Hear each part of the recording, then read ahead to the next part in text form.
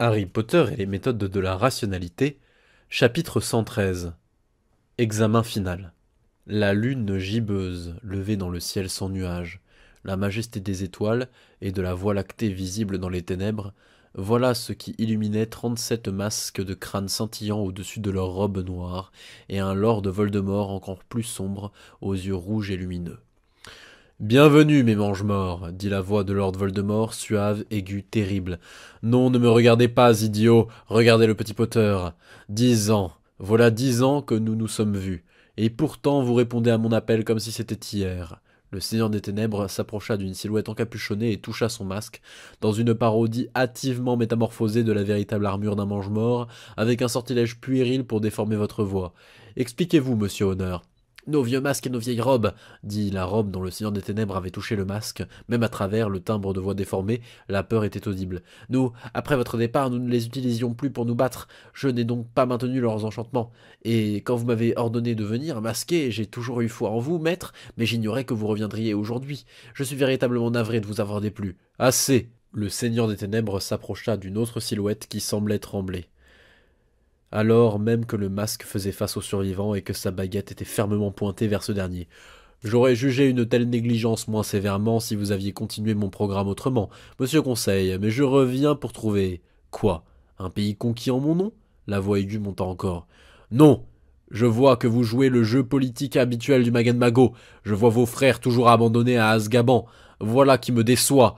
Je m'avoue déçu. Vous avez cru que j'étais parti, que la marque des ténèbres était morte, et vous avez abandonné mes buts, n'est-ce pas, monsieur Conseil? Non, maître, s'écria la silhouette masquée. Nous savions que vous reviendriez, mais nous ne pouvions pas combattre Dumbledore sans vous. Crucio!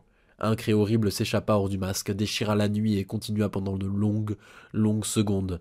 Levez-vous, dit le Seigneur des Ténèbres à la silhouette qui s'était effondrée au sol. Gardez votre baguette sur Harry Potter. Ne me mentez plus. Oui, maître, sanglota la silhouette en se relevant. Voldemort se remit à faire les 100 pas derrière les silhouettes en robe noire. J'imagine que vous vous demandez aussi ce que Harry Potter fait là. Pourquoi il est invité à ma fête de renaissance? Je sais, maître, dit l'une des robes.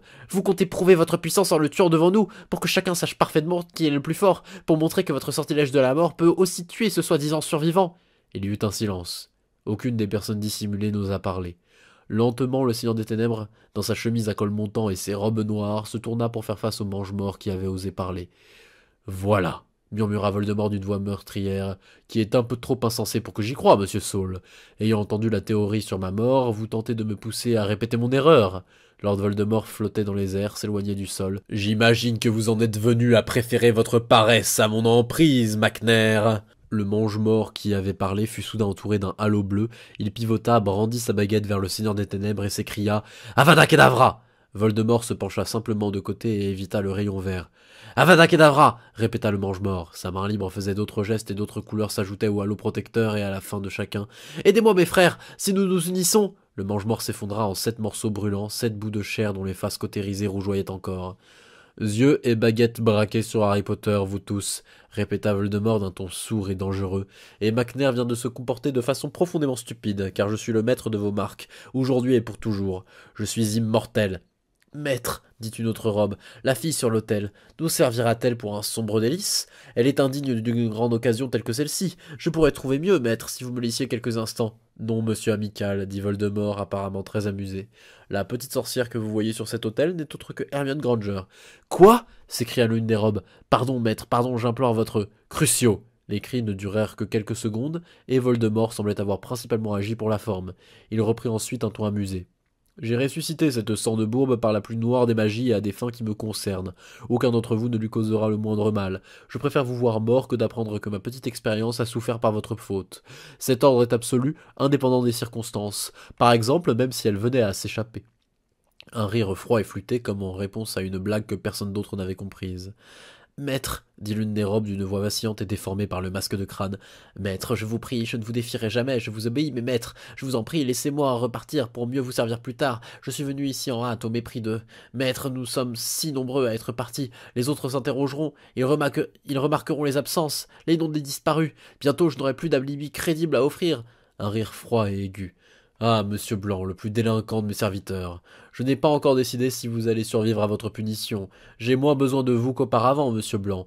Dans 2 jours, les mange-morts marcheront à la vue de tous. Mes pouvoirs ont augmenté et je me suis débarrassé de Dumbledore plus tôt dans la journée.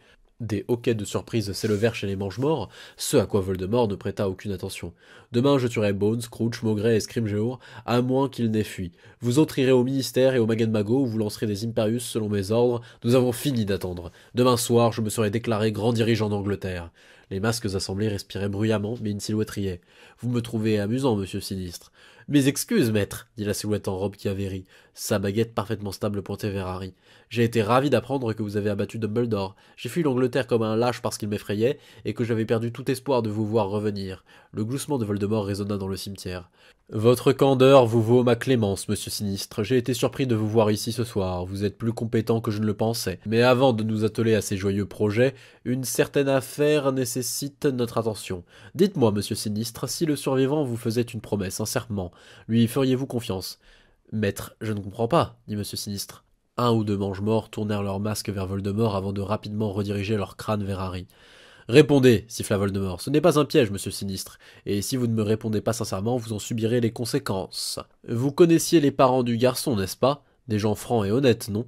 Si le garçon choisissait librement de vous faire une promesse, alors même qu'il vous sait être un mange-mort, y croiriez-vous? Répondez-moi. La voix de Voldemort était devenue un glapissement. Oui, maître, j'imagine que oui. Bien, continua froidement Voldemort. La possibilité d'une confiance doit exister pour pouvoir être sacrifié.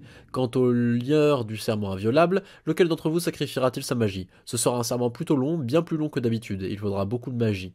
Voldemort eut son horrible sourire. Monsieur Blanc fera l'affaire. Non, s'il vous plaît, maître, je vous en supplie. Je vous ai servi, mieux que tout, de mon mieux. Crucio, dit Voldemort, et Monsieur Blanc poussa un hurlement déformé par son masque pendant une bonne minute.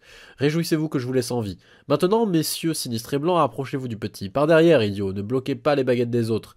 Et vous autres, tirez si Harry Potter essaie de fuir, même au risque de toucher vos collègues mange-morts. Monsieur Blanc prit son temps et ses robes noires semblaient trembler, tandis que Monsieur Sinistre prit place avec nonchalance.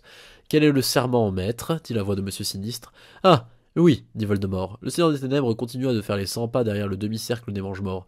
Aujourd'hui, mais je ne m'attends pas à ce que vous me croyiez, aujourd'hui nous accomplissons l'œuvre de Merlin, mes mange-morts. Oui, devant nous se tient un grand danger dont la prophétie dit que l'insouciance crasse sera à l'origine de destruction que même moi j'ai peine à imaginer. Le survivant. L'enfant qui fait peur aux détraqueurs, les ruminants qui se croient maîtres de ce monde auraient dû avoir peur en le découvrant. Inutile, les uns comme les autres. Pardonnez-moi, dit une robe noire d'une voix hésitante. Maître, certainement, si c'est le cas, maître, pourquoi ne pas simplement le tuer? Voldemort rit, un étrange rire amer. Lorsqu'il parla de nouveau, sa voix aiguë était précise.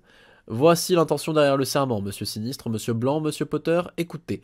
Écoutez bien et comprenez que le serment qui doit être pris, car son intention vous lie aussi, et sa compréhension doit être partagée. Vous jurerez à Harry Potter de ne pas détruire le monde, de ne prendre aucun risque lorsqu'il s'agira de ne pas le détruire. Ce serment ne vous force à aucune action dans le domaine, il ne vous pousse pas à agir de façon stupide. Comprenez-vous cela, monsieur Sinistre? Monsieur Blanc, nous avons affaire à une prophétie de destruction. Une prophétie, elles peuvent s'accomplir d'étranges façons. Nous devons nous assurer que ce serment ne précipite pas lui-même la prophétie. Nous ne pouvons permettre à ce serment de forcer Harry Potter à l'inaction suite à quelque désastre né de sa main, sous prétexte qu'il lui faudrait alors prendre un moindre risque pour y mettre fin. Le serment ne doit pas non plus le forcer à choisir un risque immense de destruction au profit de la certitude de ravage moindre. Mais toute la bêtise de Harry Potter, sa voix monta d'un cran, toute son inconscience, tous ses plans grandioses et ses bonnes intentions, il ne les laissera pas nous mener au désastre, il ne jouera pas le destin de la Terre au dé, pas de recherche pouvant mener à la catastrophe, pas de sauts décellés, pas de portes ouvertes. Sa voix redescendit, à moins que ce vœu lui-même ne risque la destruction du monde, auquel cas Harry Potter vous l'ignorerez. Vous ne vous ferez pas confiance dans ce domaine et devrez vous confier sincèrement et totalement à votre ami de confiance afin d'avoir son opinion. Voilà le sens et l'intention de ce serment. Il ne provoque que des actions que Harry Potter aurait pu lui-même prendre après avoir appris qu'il était l'instrument d'une destruction prophétisée, car la capacité à choisir doit aussi exister avant d'être sacrifié. Comprenez-vous, monsieur Blanc? Je pense... Oh, maître, s'il vous plaît, faites que le vœu soit plus court. Silence, idiot. Vous vous rendez plus utile aujourd'hui que jamais auparavant dans votre vie. Monsieur Sinistre? Je pense, maître, qu'il va falloir me le répéter. Voldemort eut son sourire trop large et se répéta avec d'autres mots. Et maintenant, dit-il froidement, Harry Potter, vous garderez votre baguette baissée, vous allez laisser Monsieur Sinistre laisser sa baguette toucher la vôtre, et vous répéterez les mots que je vous dicte. Si Harry Potter dit un seul autre mot, abattez-le, vous autres. Oui, maître, répondirent 34 voix en chœur. Harry était transi de froid. Il frissonnait, et ce n'était pas seulement parce qu'il était nu au beau milieu de la nuit. Il ne comprenait pas pourquoi Voldemort ne se contentait pas de le tuer. Il ne semblait y avoir qu'un chemin vers l'avenir, celui choisi par Voldemort, et Harry ignorait ce qui viendrait après. Monsieur Blanc, dit Voldemort, touchez la main de Harry Potter avec votre baguette et répétez. Magie qui coule en moi scelle ce serment. Monsieur Blanc répéta. Même à travers la distorsion du masque, on croyait pouvoir entendre son cœur se briser. Derrière Voldemort, les obélisques chantèrent un langage que Harry ignorait. Ils répétèrent les mots 3 fois puis se turent. Monsieur Sinistre, dit Voldemort, pensez aux raisons pour lesquelles vous auriez pu faire confiance à ce garçon s'il avait librement prêté serment. Pensez à la possibilité d'une confiance et sacrifiez-la à mesure que vous parlez. Par la confiance que j'ai pour vous, dit-il, soyez tenu. Et ce fut au tour de Harry Potter de répéter les paroles de Lord Voldemort, ce qu'il fit. Je fais le serment, dit Harry. Sa voix vacilla, mais il continua. De ne jamais, par aucun de mes actes, détruire le monde. Je ne prendrai aucun risque lorsqu'il s'agira de ne pas le détruire. Si ma main est forcée, je choisirai la voie de moindre destruction, à moins qu'il ne me semble que ce serment lui-même ne mène à la fin du monde, et que l'ami à qui je me serais honnêtement confié ne soit d'accord. Je fais le choix. Harry put les sentir lorsque le rituel s'accomplit, les brillantes cordes de pouvoir qui s'enroulaient autour de sa baguette et de celle de Monsieur Sinistre, qui s'enroulaient autour de sa main là où Monsieur Blanc l'avait touché, qui s'enroulaient autour de lui d'une façon abstraite déroutante. Il put se sentir invoquer son libre arbitre, et il sut que ses prochaines paroles le sacrifieraient, que c'était sa dernière chance de faire marche arrière. Qu'il en soit ainsi, dit la voix froide et précise de Lord Voldemort. Qu'il en soit ainsi, répéta Harry, et il sut à cet instant qu'il n'était plus libre de suivre ou de rejeter le contenu du serment. C'était simplement ainsi que son esprit et son corps bougeraient. Ce n'était pas un serment qu'il pourrait briser même en sacrifiant sa vie. Comme l'eau coulait, comme les calculettes additionnaient, c'était simplement ce que Harry Potter ferait. Le serment a-t-il pris, Monsieur Blanc ? Monsieur Blanc avait l'air de sangloter. Oui, maître, j'ai tant perdu, s'il vous plaît, j'ai déjà été assez puni. Retournez à vos places, dit Voldemort. Bien, regardez tous le petit Potter, préparez-vous à tirer dès qu'il essaiera de fuir, de lever sa baguette ou de parler. Le Seigneur des Ténèbres lévita, sa silhouette entourée de noir domina le cimetière, un pistolet se trouvait à nouveau dans sa main gauche et une baguette était toujours dans sa main droite. C'est mieux. Maintenant, nous tuons le survivant. Monsieur Blanc vacilla. Monsieur Sinistre rit à nouveau, et d'autres firent de même. Je n'avais pas l'intention d'être drôle, dit froidement Voldemort. Nous avons affaire à une prophétie, idiot. Nous tranchons les fils du destin un par un, prudemment, très prudemment, sans savoir où nous rencontrerons la première résistance. Voilà comment les choses procéderont. Harry Potter sera d'abord étourdi, puis il sera démembré et les blessures seront cautérisées. Monsieur Amical et Monsieur Honneur l'inspecteront à la recherche de toute magie inhabituelle. L'un d'entre vous lui tirera dessus de nombreuses fois avec mon arme moldue, puis vous serez aussi nombreux que possible à lui lancer le sortilège de la mort. Alors seulement Monsieur Sinistre brisera son crâne et son cerveau au moyen d'une stèle ordinaire. Je vérifierai son corps, qui sera ensuite brûlé dans un feu daimon, et nous exorciserons la zone au cas où il aurait laissé un fantôme.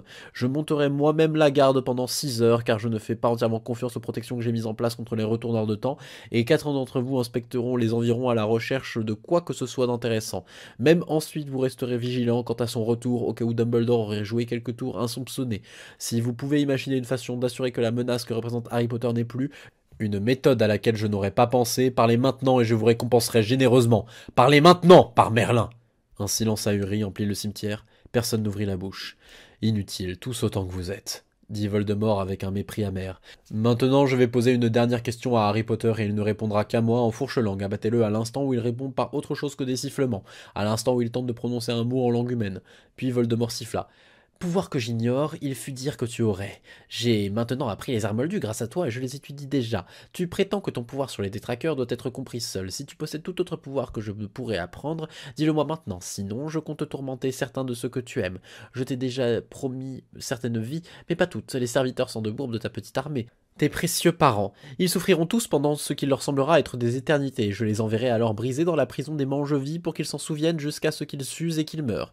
Pour chaque pouvoir inconnu que tu m'apprends à maîtriser ou pour tout autre secret que j'aurais aimé connaître, tu pourras nommer l'un de ceux qui seront protégés et honorés sous mon règne.